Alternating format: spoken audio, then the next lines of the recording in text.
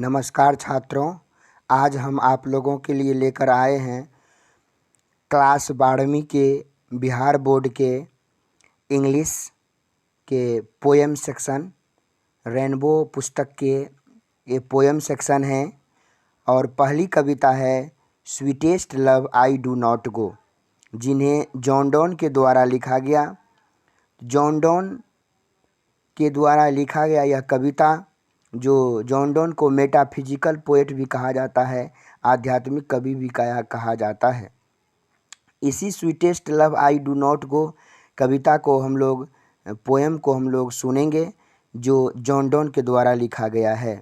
Sweetest love I do not गो का अर्थ होता है मेरी प्यारी महबूबा, मैं तुम्हें छोड़ करके नहीं जाता। आइए इस कविता को लाइन बाय लाइन सुनेंगे और समझेंगे और लाइन बाय लाइन सुनने और समझने का प्रयास भी करेंगे। बहुत ही रोमांचक कविता है। इस कविता के माध्यम से बिहार बोर्ड में बहुत सारे ऑब्जेक्टिव्स भी आते हैं, तो ज़रा सुनने के प्रयास करेंगे।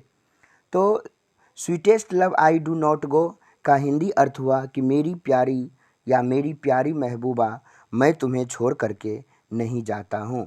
कहने का अर्थ यह हुआ कि जॉन डॉन कवि अपने जर्मनी के यात्रा पर निकलते हैं। उस जर्मनी के यात्रा पर जैसे ही निकलते हैं, उनकी जो पत्नी है अन्ना मोर उन्हें रोकने का प्रयास करते हैं, उन्हें जाने नहीं देते हैं। इसलिए उनके नहीं जाने का जो ये कविता है वह यह कविता के माध्यम से प्रकट हुआ है। आइए सीखते हैं और जानते हैं कि इस कविता में कैसे कैसे रोका जा रहा है और इस यात्रा को पूरा करने के लिए कैसे कैसे उसे समझाया जा रहा है, इस समझने का प्रयास करेंगे। पहली लाइन है sweetest love I do not go for weariness of thee. John Donne कहते हैं कि मेरी प्यारी महबूबा, मैं तुम्हें छोड़ कर के इसलिए नहीं जाता हूँ कि फॉर वियरनेस, ये वियरनेस मतलब होता है थका हूँ। ये जो वियरनेस है इसका अर्थ होता है थका हूँ, कि मैं तुम्हें छोड़ कर के इसलिए नहीं जाता हूँ कि मैं तुमसे बहुत ज़्यादा थक गया हूँ। मतलब कहने का अर्थ यह है कि यह जो कवि जॉन डॉन है वह अपनी प्यारी से, वह अपनी जन्ना मोर वाइफ से वह नहीं थका हुआ है, उसे थकने के माध्यम से वह छोड़कर नहीं जाना चाहता है। वह उनसे समझाने का प्रयास करता है कि तुम मुझे मत रोको, मुझे जाने दो, क्योंकि मैं इसलिए नहीं जा रहा हूँ कि मैं तुमसे थक गया हूँ, ऐसी बातें नहीं है। आगे की पंक्ति कहता है nor in the hope the world can show A fitter love. यहाँ जो आप देख रहे हैं फीटर लव, यह जो फीटर लव है इसका अर्थ होता है बहुत ज़्यादा प्यार। Nor in the hope, hope मतलब आशा, द वर्ल्ड मतलब संसार, कैन शो दिखाएगा या देगा, ए फीटर लव बहुत ज़्यादा प्यार, फॉर मी मुझे। कहता है कि मेरी प्यारी महबूबा, मैं तुम्हें छोड़ कर के इसलिए नहीं जाता हूँ कि मैं तुमसे ज़्यादा थक गया हूँ, और मैं इसलिए भी नहीं जा रहा हूँ कि दुनिया मुझे तुमसे बहुत ज़्यादा प्यार देगी। मैं इस आशा में भी नहीं जा रहा हूँ कि दुनिया मुझको तुमसे ज़्यादा प्यार देगी, यह मुझे आशा नहीं है। फिर कहता है बट लेकिन since that I must die at last, लेकिन अंतिम में मुझे तो मरना ही है, लेकिन मुझे अंतिम में मुझे मरना ही है। मस्ट डाई निश्चित मरूंगा, एट लास्ट अंतिम में। यहाँ कवि कहता है लेकिन मैं इस आशा में नहीं जा रहा हूँ कि दुनिया मुझे सबसे ज़्यादा प्यार देगी, बहुत ज़्यादा प्यार देगी, लेकिन मैं ये भी मानता हूँ कि मुझे एक ना एक दिन अंतिम में अवश्य मरना ही है। दिस बेस्ट, इससे बेहतर होगा, इससे बेहतर होगा टू यूज, मैं प्रयोग करूं या मैं इस्तेमाल करूं माई सेल्फ इन जेस्ट। जेस्ट मतलब होता है मजाक। कहता है कि must die at last, this best to use myself in just, कि मैं इस आशा में नहीं जा रहा हूँ कि मैं दुनिया मुझको ज़्यादा प्यार देगी, लेकिन अंतिम में मुझे तो अवश्य ही मरना है। इससे बेहतर तो यही है कि मैं अपना इस्तेमाल हंसी से, खुशी से, मजाक में करूं। मैं अपना एक दिन अंतिम में तो मरना ही है, इसलिए मैं अपना जो जीवन है, मेरा जो यह जीवन है, इस जीवन को खुशी खुशी बिता लूँ, अच्छे समय से बिता लूँ, हंसी मजाक में बिता लूँ। और कहता है थस बाई फेंड। फेंड मतलब होता है नाटक। फेंड मतलब क्या होता है? नाटक होता है। कहता है thus by feigned death to die. कहता है कि इस प्रकार मैं मरने का नाटक ही कर लूँ, क्योंकि मुझे अंतिम में तो मरना ही है, इसलिए मैं मरने का नाटक ही कर लूँ। इस प्रकार सोचो कि मैं मृत्यु का नाटक कर रहा हूँ। यह बात अपने महबूबा को समझा रहे हैं। कहने का अर्थ ये हुआ कि ये जो मनुष्य है, ये मनुष्य एक ना एक दिन अवश्य मरेगा, एक ना एक दिन अवश्य मरेगा। ये मरना निश्चित है, मरना तय है। लेकिन एक बात ये सोच लेना चाहिए कि जितने ही समय मिला हुआ है, जितना ही ईश्वर ने हमें समय दिया है, उस ईश्वर को हंसी खुशी से जीवन को बिता लिया जाए। एक नाटक के रूप में ये हमारा जीवन है। इस नाटक को बहुत अच्छे से यहाँ पर नाटक करना है, मरने का भी और जीने का भी, हंसी खुशी करने का भी। समझ में आ गया? आगे हम लोग सुनते हैं। यहाँ पर अगली पंक्ति जो है, इस पंक्ति के माध्यम से ये जॉन डॉन अन्ना मोर को ये समझाने का प्रयास करते हैं कि मैं जो यात्रा पर जाऊंगा वह यात्रा कैसी होगी और कैसे आऊंगा, इसको समझा रहे हैं, समझाने का प्रयास कर रहे हैं। कहते हैं यस्टर नाइट। यस्टर नाइट मतलब होता है बीती रात। यस्टर नाइट मतलब होता है बीती रात। बीती रात द सन, SUNN यहाँ पर लिखा हुआ पुराना इंग्लिश है, बट हम लोग समझेंगे SUN, सन। सन सन मतलब होता है सूरज। Yesternight the sun went hence. कहता है देखो देखो प्यारी महबूबा, देखो अन्ना मौरी, कि ये जो सूर्य है, ये जो सूर्य है, ये भी अपनी यात्रा पर गया था। बीती रात, पिछले रात जो रात बीते, उस रात को यह भी अपनी यात्रा पर गया था। And yet is here today. देखो देखो आज यह मेरे सामने है, आज वह यहाँ मेरे सामने है। बीती रात सूर्य भी अपनी यात्रा पर गया था और आज वह यहाँ मेरे सामने है। वह भी यात्रा पर गया, आज मेरे सामने है। इसी प्रकार से मैं जो यात्रा पर जा रहा हूँ, मैं भी यात्रा को पूरी करके मैं भी तुम्हारे सामने आ जाऊंगा, क्योंकि बीती रात सूर्य भी अपनी यात्रा पर गया था और आज वह मेरे सामने। फिर कहता है he hath no desire no sense. वो जो सूर्य अपनी यात्रा पर गया था, उसके पास नहीं तो कोई इच्छा है, नहीं तो किसी से मिलने की चाहत है, और नहीं तो सेंस नहीं तो उसके पास बुद्धि ज्ञान विवेक है। उसके पास कुछ नहीं है। उसके पास नहीं तो बुद्धि है, नहीं तो विवेक है, और नहीं तो उसके पास किसी से मिलने की इच्छा है, नहीं तो उसको किसी से मिलने की चाहत है। फिर कहता है नॉर हाल्फ ए शॉर्ट अवे, नहीं तो उसके पास कोई शॉर्टकट रास्ता है। डिजायर मतलब इच्छा, सेंस मतलब ज्ञान बुद्धि, और हाफ मतलब होता है आधा, शॉर्ट अवे मतलब होता है शॉर्टकट रास्ता, अच्छा रास्ता, साधारण सा रास्ता। कहता है उस सूर्य के पास नहीं तो कोई इच्छा है, ना ही तो कोई सेंस है, ज्ञान है, और ना ही तो उसके पास कोई छोटा रास्ता है। जब वह चलता है तो एक ही रास्ता से जाता है और उसी रास्ता से वह आता भी है। इसीलिए कहता है उसके पास कोई शॉर्टकट रास्ता नहीं है। देन फियर नॉट मी, इसीलिए तुम मेरे बारे में मत डरो, मेरे बारे में मत सोचो, मत डरो, चिंता मत करो। फियर मतलब होता है चिंता। तुम मेरे बारे में चिंता मत करो। यहाँ जो फियर है इसका अर्थ होता है चिंता। तुम मेरे बारे में चिंता मत करो, बट लेकिन बिलीव, मैं विश्वास दिलाता हूँ, दैट की आई शैल मेक स्पीडियर जर्नी, लेकिन मैं तुमको विश्वास दिलाता हूँ कि मेरी जो यात्रा होगी वो बहुत ही स्पीडियर होगी। स्पीडियर मतलब होता है तेज, बहुत ही तेज होगी। मेरी जो यात्रा होगी वो बहुत ही क्या होगी?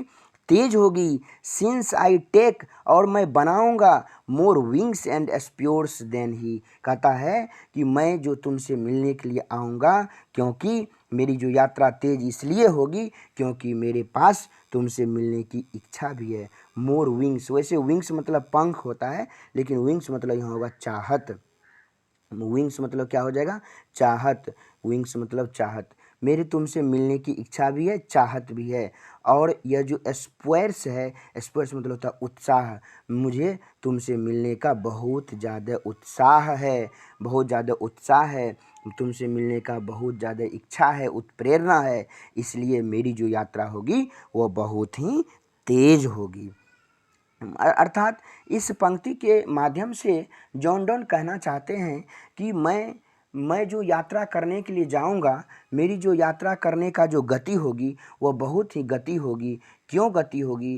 क्योंकि मेरे साथ कोई है, मेरी इच्छा, मेरी चाहत, मेरी इच्छा रखने वाले भी कोई है, इसलिए मैं उस इच्छा को फिर से आकर के मिलूं, मैं उस अपने प्रेमिका से फिर से आकर के मिलूं, यही मेरी इच्छा है। इसी यात्रा को वह तेज करना चाहता है। अगला क्वेश्चन हम लोग सीखेंगे। अगला नंबर जो स्टेंजा है उस स्टेंजा को हम लोग सीखने का प्रयास करेंगे। देखिए, कहता ओ हाउ फीबल, फीबल मतलब होता है कमज़ोर। Oh how feeble is man's power. यहाँ जो फीबल आप देख रहे हैं, यह फीबल जो है वह फीबल, फीबल का अर्थ हुआ कमज़ोर, फीबल का अर्थ हुआ कमज़ोर। Oh how feeble, oh how feeble is man's power, oh how feeble is man's power, मनुष्य की जो शक्ति है वो इतना कमज़ोर क्यों है। Oh how feeble is man's power that if good fortune fall. कहता है मनुष्य की शक्ति इतना कमज़ोर क्यों हो गया है कि oh how feeble is man's power, मनुष्य की शक्ति, फीबल मतलब होता है कमज़ोर हो जाना, पावर मतलब होता है शक्ति, मेंस मतलब होता है मनुष्य, मनुष्य की शक्ति इतना कमज़ोर क्यों हो गया है, मनुष्य की जो क्षमता है वह इतना कमज़ोर क्यों हो गया है कि दैट मतलब कि if good fortune fall, Fortune मतलब होता है सुनहरा अवसर, फॉर्चून मतलब होता है अच्छे दिन, फॉर्चून मतलब होता है अच्छे दिन, सुनहरा पल, बहुत अच्छा समय। कहता है यदि मनुष्य की शक्ति इतना कमज़ोर क्यों हो गया है कि यदि उसके अच्छे दिन आ जाए, उसके सुनहरा पल आ जाए, तो can not add another hour, वह 1 घंटा भी उसमें जोड़ नहीं सकता। मतलब यदि उसके अच्छे दिन आ जाए तो मनुष्य की शक्ति इतना कमज़ोर है कि वह अच्छे दिन को 1 घंटा और भी नहीं रख सकता है। उसके जो अच्छे दिन हैं वह जितना दिन का सुनहरा अवसर है उतना ही दिन वह रह सकता है। मनुष्य में इतना शक्ति नहीं है कि वह उस अच्छे दिन को 1 घंटे या कुछ घंटे और जोड़ लें, या मनुष्य में पावर नहीं है। Nor a lost fortune recall, कहता है nor a lost hour recall, recall मतलब फिर से बुला सकते हैं, और उसमें यह भी क्षमता नहीं है, यह भी क्षमता नहीं है कि जो बीते हुए समय था, बीते हुए घंटे थे, बीते हुए फॉर्चून फॉल थे, बीते हुए अच्छे दिन थे, उस अच्छे दिन को फिर से वापस बुला सकते हैं, यह भी उसमें क्षमता नहीं है। मतलब कि मनुष्य के पास नहीं तो अच्छे दिन को बढ़ाने की क्षमता है और नहीं तो बीते हुए अच्छे दिन को वापस बुलाने की क्षमता है। बट कम बैड चांस, लेकिन जब उसका बुरा वक्त आता है, लेकिन जब उसका बुरा वक्त आता है तो फिर क्या होता है कि बीते हुए पल को वापस तो बुला नहीं सकते। जब उसका बुरा वक्त आता है, बुरा दिन आता है, तो वह क्या करता है, क्या करता है, देखिए क्या करता है बताते हैं। And we want to it our strength, वो अपनी शक्ति को, वो अपनी शक्ति को उस बुरे दिन के सामने घुटना टेक देता है।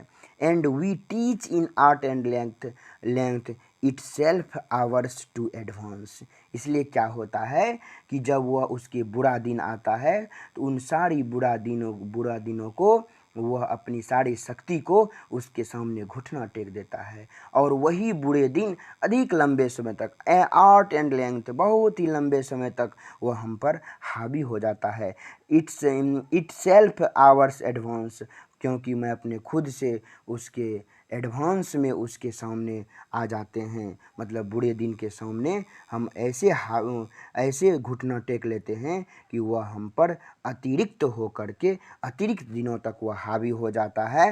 वो बुरा दिन हमारे सामने चला आता है और लंबे समय तक रहता है, वह अतिरिक्त दिनों तक हमारे ऊपर हावी हो जाता है, और हम ये सोचते हैं कि अब मेरा बुरा दिन कभी समाप्त होने वाले नहीं है। कहने का अर्थ ये हुआ कि और जॉन डॉन उसे समझाने का प्रयास करते हैं। जॉन डॉन कहते हैं कि देखो कि इस समय भी हमारा बुरा वक्त है, इस समय भी हमारा बुरा वक्त है, इस समय हमारा बुरा वक्त आ गया है। इसलिए हमारे इस बुरे वक्त में यदि हम बुराई को ही सोचना शुरू कर दे तो बुराई हम पर हावी हो जाएगा, बुराई हमारे ऊपर चला आएगा और हम जीवन में कुछ नहीं कर पाएंगे, हम अपनी यात्रा को पूरा नहीं कर पाएंगे यदि हमारे बुरे समय में अपने घुटना टेक देते हैं तो। इसीलिए तुम मेरा साथ दो, मेरे इस यात्रा को पूरा करने में मेरा साथ दो। यदि तुम ही मेरा साथ देना छोड़ दोगे तो हम अपनी यात्रा को पूरा नहीं कर पाएंगे और मेरा बुरा दिन ही रह जाएगा। इस कविता के माध्यम से ऐसा समझाने का प्रयास कर रहे हैं। ठीक है, आगे देखिए, आगे कवि क्या कहता है, आगे की लाइन हम लोग सुनेंगे। कहता है व्हेन दाउ साइएस्ट, साइएस्ट मतलब होता है कराहना, SIGHEST, साइएस्ट मतलब होता है कराहना, या उसको हम लोग ऐसे बोल सकते हैं कि उसको हम लोग बोलते हैं आहें भरना, आहें भरना।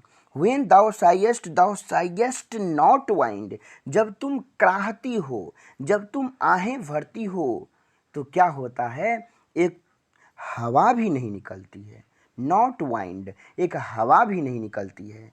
लेकिन क्या होता है, बट साइएस्ट माई सोल अवे, लेकिन मेरी जो आत्मा है तुम्हारे रोने से, तुम्हारे कराहने से, बट साइएस्ट तुम्हारे कराहने से, लेकिन तुम्हारे कराहने से मेरी सोल जो है, सोल मतलब होता है आत्मा, ये जो सोल आप देख रहे हैं सोल मतलब होता है आत्मा, बट सोल यह जो आत्मा है वह मेरी आत्मा निकल जाती है।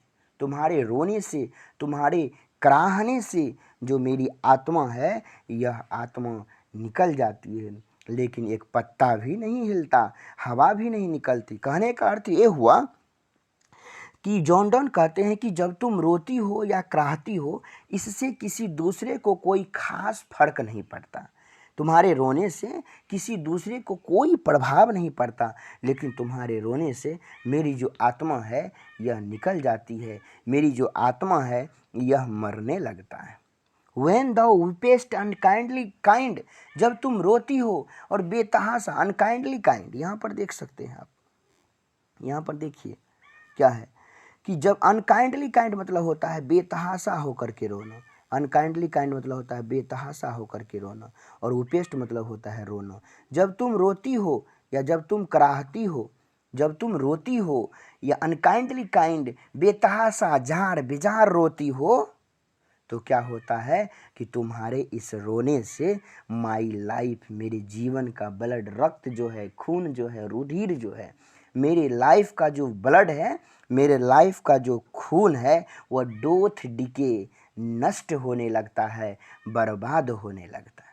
तुम्हारे इस रोने से, तुम्हारे इस कराहने से मेरी आत्मा निकल जाती है, तुम्हारे बेतहाशा जार बेजार रोने से मेरी जो ब्लड है, जीवन का जो मेरे खून है, रक्त है, वह भी नष्ट होने लगता है, बर्बाद होने लगता है। इट कैन नॉट बी, ऐसा नहीं हो सकता, ऐसा इसलिए नहीं हो सकता, यह कहता है कि thou that thou lovest me as thou sayest me, क्योंकि ऐसा नहीं हो सकता, क्योंकि तुम ही कहती हो एज दाउ एज सेयस्ट, तुम ही कहती हो दाउ लवेस्ट मी, तुम मुझसे बहुत ज़्यादा प्यार करती हो। तुम एक तरफ ये कहती हो कि तुम मुझसे बहुत ज़्यादा प्यार करते हो और एक तरफ कहती है, एक तरफ रोने से तुम हमारी आत्मा निकल रही है, हम मर रहे हैं, और तुम एक तरफ मुझसे कहती हो मैं तुमसे बहुत ज़्यादा प्यार करता हूँ। यदि तुम मुझसे बहुत ज़्यादा प्यार करती हो तो तुम रो मत, तुम कराहो मत, क्योंकि इफ़ इन दाइन माई लाइफ द वेस्ट, क्योंकि इससे जो मेरा जीवन है, इससे जो मेरा जीवन है कि यह क्या हो जाएगा, वो बर्बाद हो जाएगा। जब तुम रोती हो या बेतहाशा होकर रोती हो तो मेरे जीवन के जो रक्त है वो भी बर्बाद होने लगता है, क्योंकि ऐसा नहीं हो सकता है कि तुम एक तरफ ये कहती हो कि तुम मुझसे बहुत प्यार करते हो और एक तरफ तुम्हारी जो आहें भरने से, बेतहाशा रोने से मेरी जान निकल जाती है। और कहता है thou art the best of me, ये मैं तुम्हारे अंदर बसता हूँ। इफ इन दाइन, मैं तुम्हारे अंदर बसता हूँ। माई लाइफ, मेरा जो जीवन है वह तुम्हारे ही अंदर है, मैं तुम्हारे अंदर बसता हूँ। ऑफ द वेस्ट, क्योंकि इससे मेरी हानि नहीं होगी। The art of the best of मी, यह मेरे साथ वह मेरी सबसे अच्छा समय है कि मैं तुमसे बसता हूँ, इसलिए मेरी जीवन जो है वह तुम्हारे प्यार करने से बचा हुआ रहेगा। The art of the best me, यह मेरे लिए बहुत अच्छा समय है। फिर आगे क्या कहता देखो, let not thy divining heart.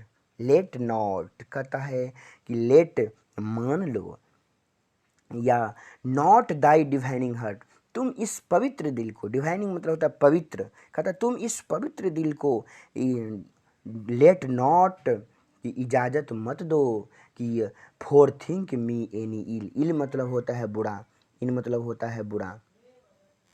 कहता है कि तुम जो है इस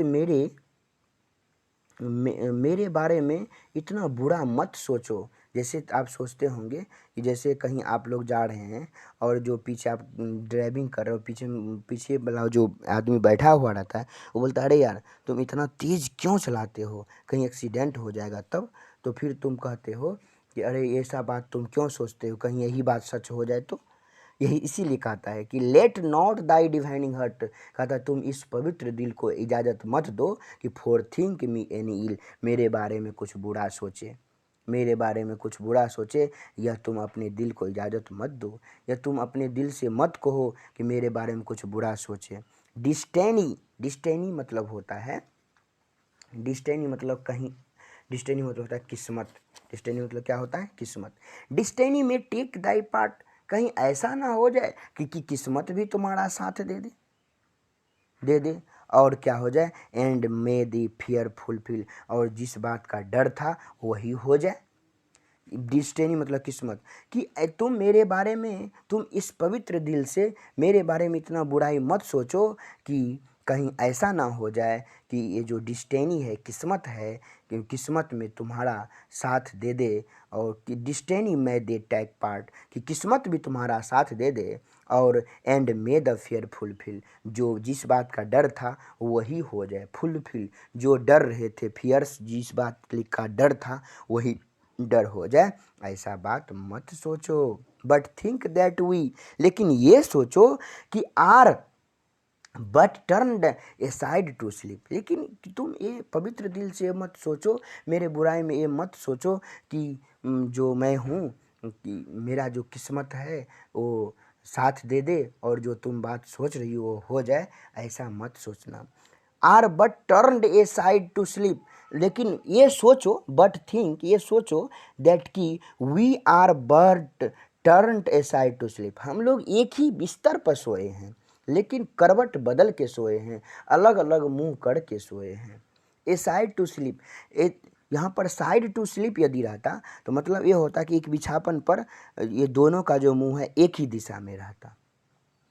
लेकिन यहाँ पर क्या है कि कहता है बट थिंक, ऐसा सोचो, that we are but turned aside to sleep, ऐसा सोचो कि हम लोग जो हैं एक ही बिछावन पर अलग अलग मुंह कर करके करवटें बदल के सोए हुए हैं, ऐसा तुम सोचो। मतलब कि यदि हमारा जीवन में कुछ ऐसा हो जाए तो तुम इस प्रकार का सोच लेना।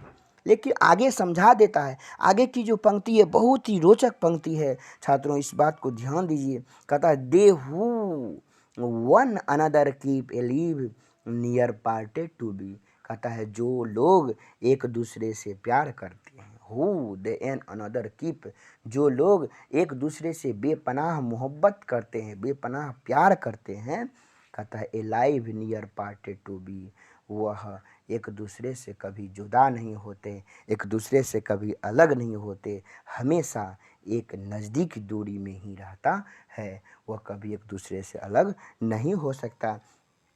तो मैं आशा करता हूँ कि आपको ये sweetest love I do not go poem जो हैं मैंने आपको बहुत अच्छे से समझाए हैं।